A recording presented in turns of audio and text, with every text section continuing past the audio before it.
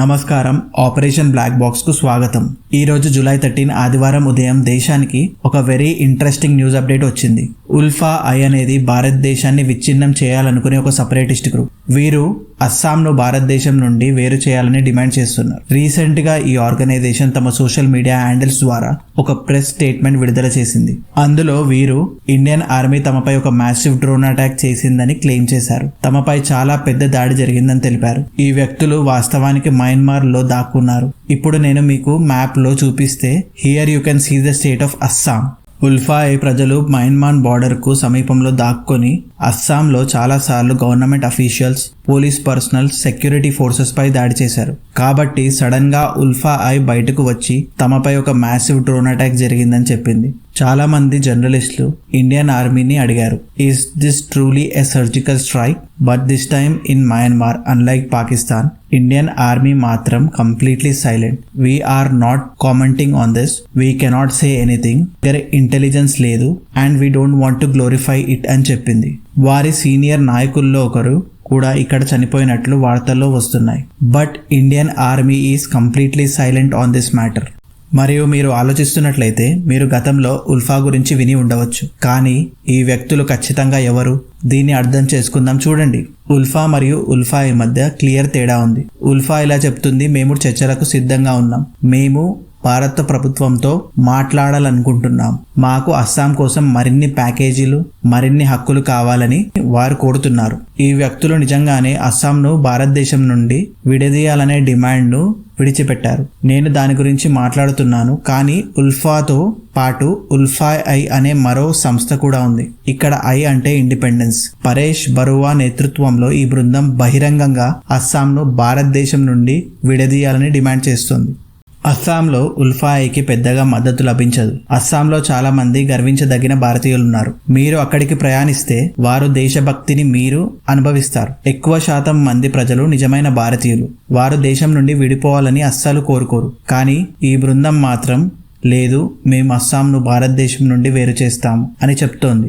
మరియు ఉల్ఫా ఐ సంవత్సరాలుగా ఎగువ అస్సాం, నాగాలాండ్, అరుణాచల్ ప్రదేశ్ మరియు మయన్మార్లలో అనేక ప్రాంతాలలో తమ యాక్టివిటీస్ పెంచుతూ వస్తుంది. ఈ వ్యక్తులు NSCN, NDFB మొదలైన అనేక ఇతర మిలిటెంట్ గ్రూపులతో కలిసి పనిచేశారు. ఇది మే నుండి నివేదించబడింది. పాకిస్తాన్ యొక్క ISI ఉల్ఫా ఐకి ఫండింగ్ సమకూరుస్తుంది. అనేక ఇంటెలిజెన్స్ సోర్సెస్ సూచిస్తున్నాయి. వారు రిసోర్సెస్ అందిస్తారు.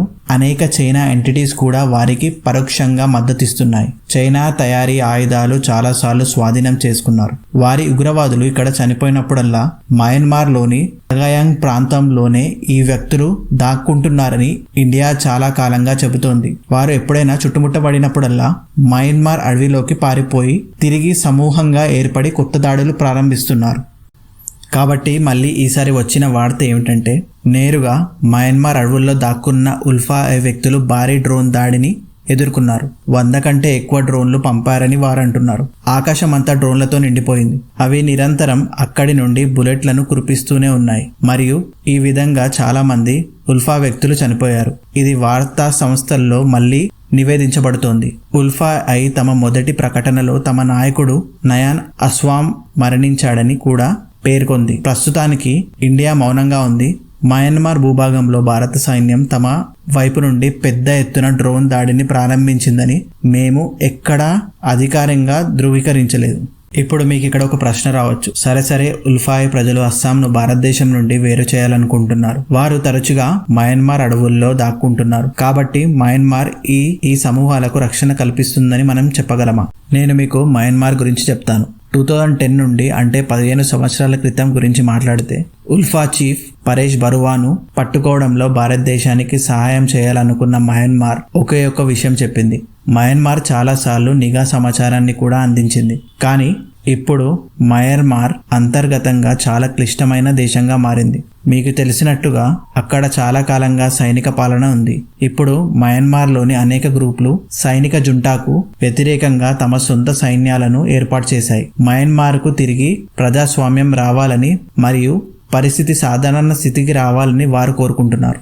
అయితే వీటన్నిటి మధ్యలో భారతదేశ ప్రయోజనాలకు హాని జరగకూడదు. ఎందుకంటే ఇంతకు ముందు మనం మయన్మార్ గురించి మాట్లాడుకున్నప్పుడు ఈశాన్యంలో అల్లకల్లోలం సృష్టించాలని కోరుకున్న ఉల్ఫా ఐ మరియు ఇతర గ్రూపులు ఉండేవి. మనం వాటిని సులభంగా నిర్వీర్యం చేయగలం. ఇప్పుడు సమస్య ఏమిటంటే మయన్మార్ అంతర్గతంగా బలహీనంగా ఉంది. అక్కడ అంతర్యుద్ధం జరుగుతోంది. మయన్మార్లో అంతర్యుద్ధం తీవ్రంగా ఉంది. అధికారం ఎవరికి వస్తుంది? సైన్యానికా లేక తిరుగుబాటుదారులకా?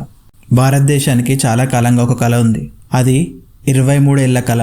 ఇండియా మయన్మార్ థాయిలాండ్ ట్రైలేటరల్ రహదారిని నిర్మించడం. ఇదిగోండి, మీరు ఇక్కడ చాలా ప్రత్యేకమైన భావనను చూడవచ్చు.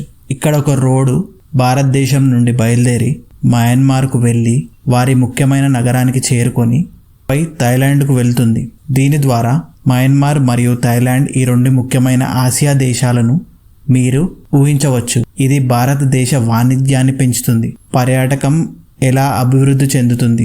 ఈశాన్య ప్రాంతానికి ఎంత లాభం చేకూరుతోంది? ఇది వాణిజ్యాన్ని ఎంతగా పెంచుతుందో మీరు ఆలోచించినట్లయితే చూడండి. భారతదేశానికి ఆసియన్ దేశాలతో స్వేచ్ఛ వాణిజ్య ఒప్పందం అంటే ఫ్రీ ట్రేడ్ అగ్రిమెంట్ కూడా ఉంది.